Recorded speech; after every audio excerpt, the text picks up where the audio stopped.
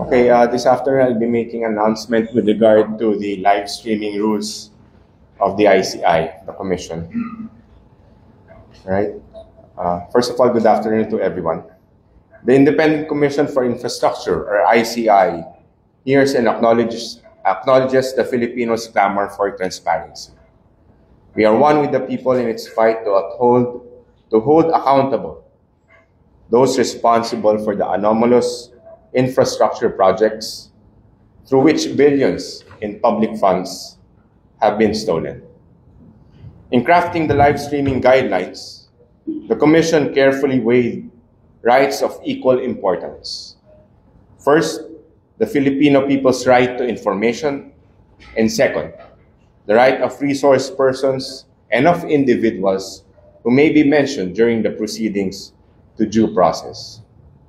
The ICI anchored these guidelines on the 1987 Constitution, which upholds the people's right to information on matters of public concern and provides that the state pursue a policy of full public disclosure of all transactions involving public interest, subject to reasonable conditions prescribed by law.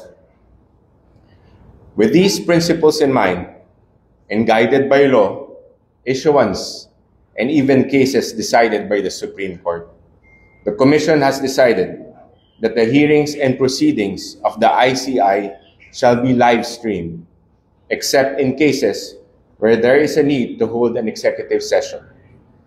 Government agencies in the investigation of anomalous flood control projects or infrastructure projects, as well as resource persons or witnesses, may request that certain proceedings be held in executive session. The Commission may grant such requests if it determines that these have sufficient and factual basis and that granting them will not delay or hinder the Commission on fulfilling its mandate. These live streaming guidelines will also apply retroactively to the previous proceedings of the ICI. Media entities may broadcast the live streaming of the proceedings upon complying with the requirements of the Commission, and the Commission will be sharing to the public the full guidelines for live streaming in line with the Commission's thrust on transparency. Okay? So basically, ang sinasabi lang ng ating ng Commission is that the general rule is that all proceedings and hearings of the Commission henceforth will be live streamed, but subject to executive session as may be required by law, requested by government agencies who are also investigating these anomalous infrastructure projects, or as may be requested by our resource persons or witnesses. With that, I will be entertaining a few questions. Attorney, kailan ito magsisimula and anong platform ang gagamitin ng ICI for the live streaming of this hearing? Well, right now I'm discussing matters already with our technical team on how this will be handled. But under the guidelines, it will have to be controlled by the ICI through one outlet. And similar to probably in the Supreme Court, nakatap ang mga media outlets natin dun sa ICI platform. Sir, this sa Facebook po ba or sa YouTube itong magiging live streaming ng ICI? We're exploring both Facebook or YouTube. Kailan po ang target na? Ang target natin would be the next hearing, probably next week, if nakaset na ang ating system. And sino po yung haharap doon para sa unang live stream ng ICI hearing? We will announce it to you once we've the schedule of the Commission has finalized it. Okay. Lastly, sir, for the media, pwede po ba kaming pumasok doon sa loob ng hearing session or nakaantabay lang din kami doon sa ICI live stream? Sa ngayon, nakaantabay muna ang media dito siguro sa room na to. We will provide you with a monitor or some connection with regard to our main platform kung saan nakatap yung media.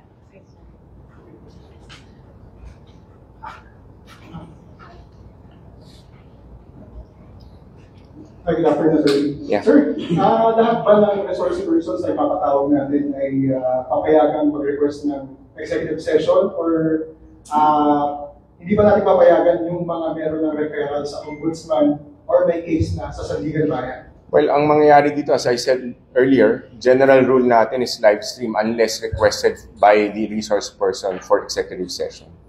So, ganun muna ang gagawin natin. In fact, ang importante is malinaw sa aming live streaming, sa aming guidelines, is that live streaming is the default. Yan yung magiging general rule ng proceedings natin, except kung may request nga for executive session. Follow up lang, sir. So you will send the invitation maybe a week prior and then from that time, pwedeng mag-request ng executive session yung resource person? Yes, of course. They can request for that. Sandra Ginaldo. Yeah, hi Sandra. Hi sir. Just to follow up on that, paano po natin ma-ensure na hindi maabuso yung pag-request sa executive session? Under what conditions po yung masasabing acceptable para hindi ito magamit? Well, pinag-isipan ng mabuti, no? Pinag-aralan ng mabuti ng commission yan. No? As I mentioned earlier, tinignan namin yung existing laws and even the guidelines or issuances and cases decided by the Supreme Court. And if I may, no, payagan ninyo ako, sasabihin ko na rin dito kung ano maaari itong mga to. No? First of all, if yung information na maaaring ibigay ng ating resource person, nakakonekta sa national interest or national security, pagka yung information, it will put the life and safety of an individual in imminent danger. Tapos pagka ito ay will interfere, any information would interfere in the enforcement of the in the investigation. No? So marami yan, nakalagay ito sa guidelines, mababasa ninyo kasi yung mga basis or legal basis natin o yung mga rason for executive session ay nakasulat doon. At titingnan ng commission mabuti yan kung ang request nila ay hindi sa cloud dun sa may exception na yun, live streaming tayo. We want the commission as requested to be as transparent as possible. However, we are limited by what is provided for by the Constitution, by laws, and as I mentioned earlier, rulings and issuances even by our courts. And sir, katulad din po ba ito sa Congress that the members can reveal to the public what was discussed in the executive session and what use po kaya ito sa pag-prosecute or paghabol po sa mga nagkasala? Yes, of course, pag executive session tayo, ibig sabihin confidential, ano man ang mga pag-usapan dyan. As I mentioned earlier, it is outlined and detailed in the guidelines which I will be providing each one of you here kung bakit hindi pwede. Gaya nga ng sinabi ko, kung makaka-interfere ito o makaka-apekto sa ongoing investigation, yan ang isa sa mga rason kung bakit pwedeng magkaroon ng executive session. At the same time, pagka mayroong mga tao na nababahala sa kanilang security nila, no, isa yan sa magiging rason kung bakit pwede silang humingi ng executive session. But nevertheless, sabi ko nga, nakalagay na malinaw sa ating guidelines ay nasa commission yan kung papayagan nila ang executive session. Yes, Johnson. Johnson from DBS. Sir, napag-usapan ba yung possibility na i-playback yung previous hearings ninyo prior to the guidelines? Yeah. Yes, Johnson. As I mentioned earlier, it will retroactively act to the previous hearings. No?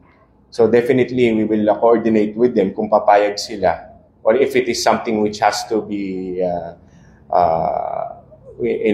is covered by executive privilege or privilege in the sense na kung executive session yung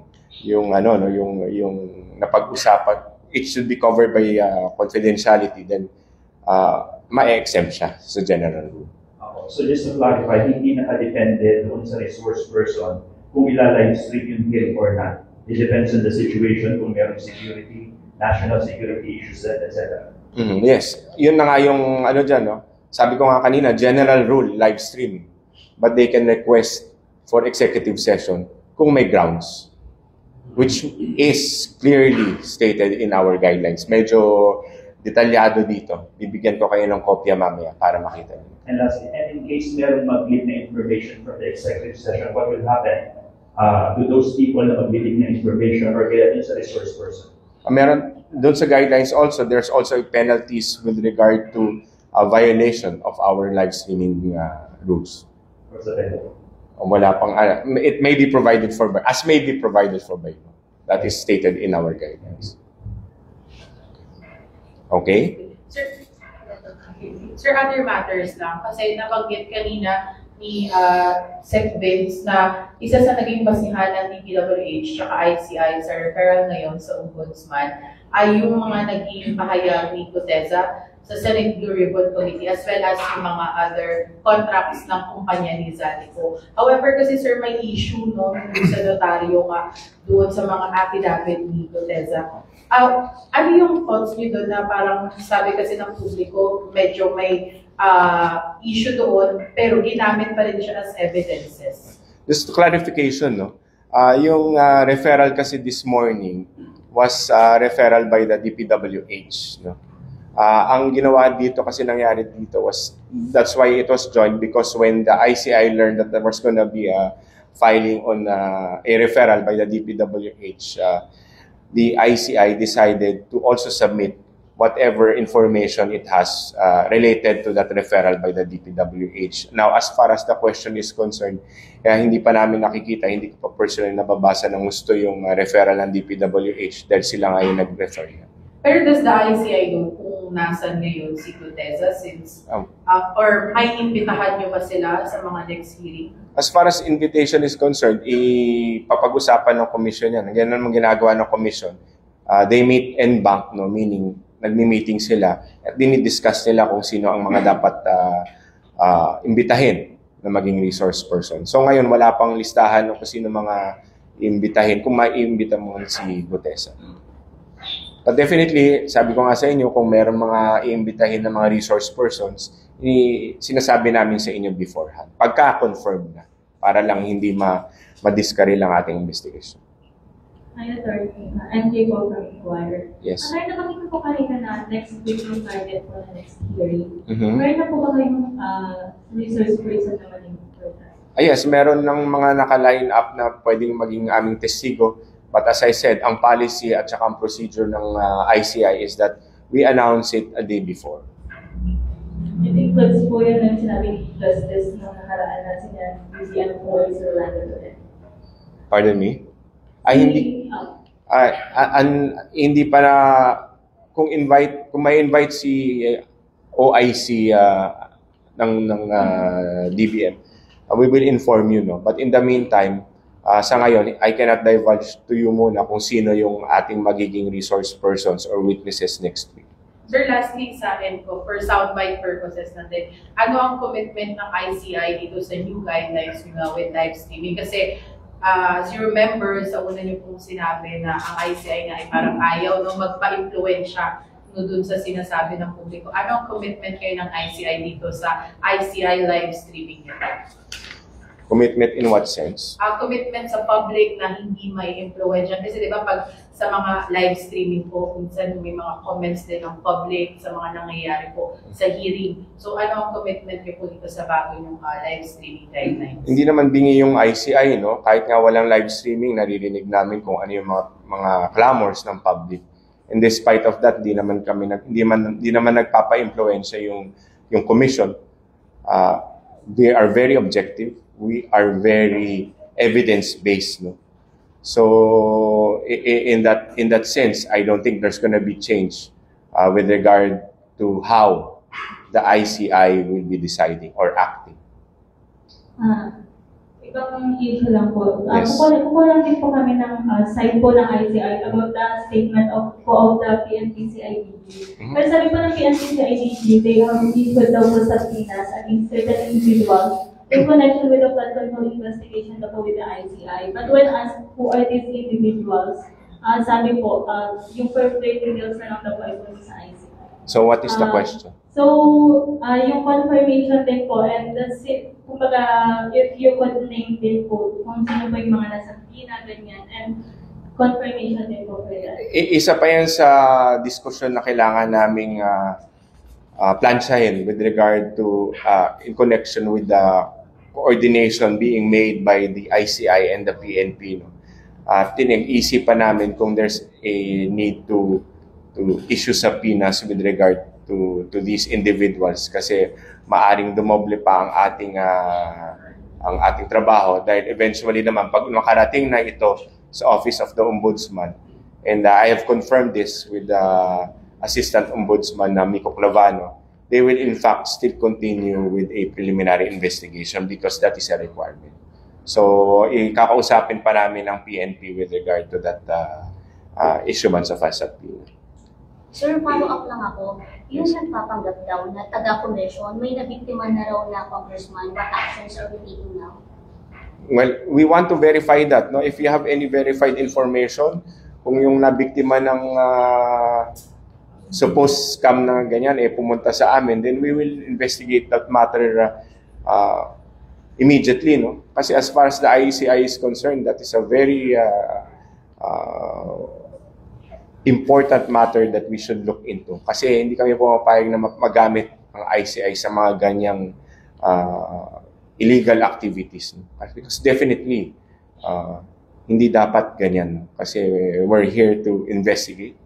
We are here to make those responsible accountable. So, if we can be provided with more information, then we will make the necessary action to investigate this and in a way, find the truth. Kung meron talaga mga ganyan, then papaimbestigahin natin yung mga yan para hindi maulit o hindi mangyari ulit. Pero attorney, ano po yung garantiya na maibibigay natin na hindi insider yung mga tao na ito, hindi tayo nasasalisihan sa loob ng commission? Well, unang-una, ilan lang kami muna dito, no? But definitely, that's not a practice of the ICI. Kaya gusto namin maimbestigahan kaagad yan. Kasi kung meron man katotohanan yan, then we will have to make those responsible accountable. Kasi definitely, that's not the practice of the ICI. We don't do that. Attorney, going back on the hearings, are you open on inviting resource persons to participate in our hearings via online platforms? For example, via Zoom, especially for those out of the country like some. Sa ICI, hindi kasama sa namin yan, sa aming live streaming guidelines. It has to be in person. Okay? Alright? O Johnson, last na. Pero clarify lang, yung kaninang referral mo sa Ombudsman, sa yung referral of the DPWH and ICI or DPWH lang? Yung dalawa yon, yung isa sa DPWH, yung joint in the sense that we submitted together. No? Kasi yung isa naman, referral namin is when we submitted the evidence and the documents pertaining to that referral of the DPWH to help the Ombudsman further investigate the matter. So yun yung naging joint submission as far as the DPWH and ICI is concerned. Sir, any update dun sa information na binigay sa inyo ni Congressman Liste regarding the case of the Rola? What about it? What is the question? As the second biggest proponent to the flood controls. Are you asking me if I'm gonna confirm that? I mean, what's the latest? Any update or schedule? Wala pa kaming kung siya ba is second, wala pa kang confirmation dyan. No? I cannot conclude on that kasi hindi pa namin nakukuha yung kompletong data or information to make a conclusion such as that. Like that. Okay? Thank you. Last na siguro kasi With regards lang po kay Ibiste. Attorney kay Kong Ibiste po. May any confirmation na po ba na bumisita yung ICI sa opisina ni Yusek Cabral? Kasi parang nasabi po ni Kong Ibiste po na bumisita daw po yung ICI sa opisina ni Yusek Cabral. Kailan? Nakasarado na daw po at nawala daw po yung when was this? According na po Well, when I started dito sa which is September 24, wala pa ako nababalitaan na bumisita doon sa office ni Pero hindi pa may bumisita sa office niya? Ako, personally hindi. Like the commission po, may I will have to confirm that kasi nga, sabi ko nga, may palugit kasi, September 15 when they started the commission investigating. Pero when I came aboard on September 24, wala akong information on that fact.